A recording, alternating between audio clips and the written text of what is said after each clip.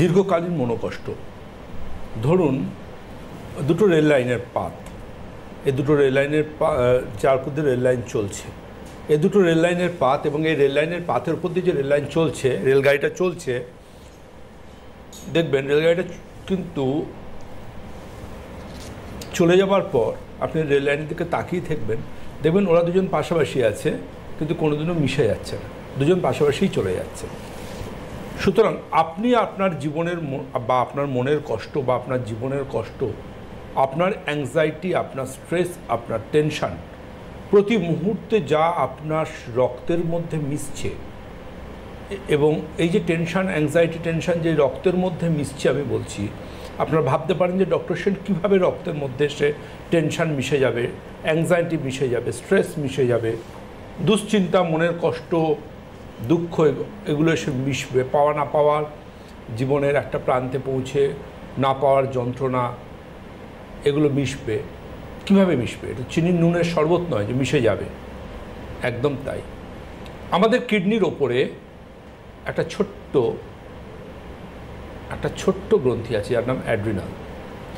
এই অ্যাড্রিনাল যে গ্রন্থিটা, এটার থেকে বেরোয় অ্যাড্রিনালিন বলে একটা হরমোন, যেটার নাম স্ট্রেস হরমোন, দুশ্চিন্তা করলে বেরোয়। এবং আপনারা অবাক হয়ে যাবেন যে কর্টিসল ওই আমাদের ব্লাডে মেশে ওখান থেকে, এবং ওই যে কর্টিসল হরমোনটি, ওই হরমোন কিন্তু আমরা যত স্ট্রেস করব, টেনশান করব, অ্যাংজাইটি করব, এবং আমাদের জীবনের রক্তে কিন্তু তত পরিমাণ ওই কর্টিসল মিশতে থাকবে, এবং ক্রমশ ওই কর্টিসল আমাদের বিভিন্ন অঙ্গ প্রত্যঙ্গকে বিকল করতে শুরু করবে। আপনি লক্ষ্য করে দেখবেন, যারা স্ট্রেস, টেনশন, অ্যাংজাইটি করেন, খুব ভালোভাবে লক্ষ্য করে দেখবেন, কিছু ক্ষেত্রে ঘুমানোর 10-15 মিনিটের পর ঝাঁকুনি দিয়ে ঘুমটা ভেঙে যায়, তারপর আবার তিনি ঘুমিয়ে যান। চা খেতে গেলে হাত কাঁপে, ট্রেমার হয়। ধরুন আজকে আপনার গুরুত্বপূর্ণ একটা কোনো কাজে বেরোচ্ছেন, গুরুত্বপূর্ণ একটা কোনো কাজে, রাস্তার সামান্য কারোর সাথে কথা কাটাকাটি হলো, আপনার বুকের ভেতর ঢিপ ঢিপ ঢিপ ঢিপ ঢিপ ঢিপ হতে থাকবে, আপনার রেসপিরেশনের স্পিড বেড়ে যাবে, আপনার পালস রেট হাই হয়ে যাবে। কারণ কি?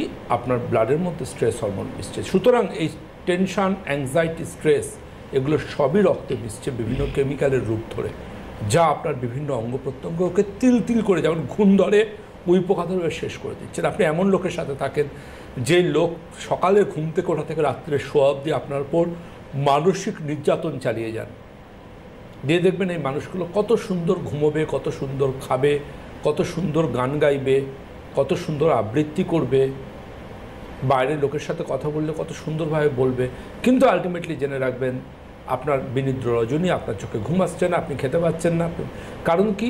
কারণ হচ্ছে এটাই যে অন্যকে কষ্ট দিয়ে তার মধ্যে যে একটা ওই মধ্যযুগীয় বর্বরতার মতো ক্রুয়েলটি, একটা নির্মমতা, নিষ্ঠুরতা, তিনি সেটা এনজয় করছেন। তিনি মনে করছেন এটাই আমার জীবনের পরম প্রাপ্তি, কিন্তু এটা অ্যাকচুয়ালি প্রাপ্তি নয়, এটাই অপ্রাপ্তি।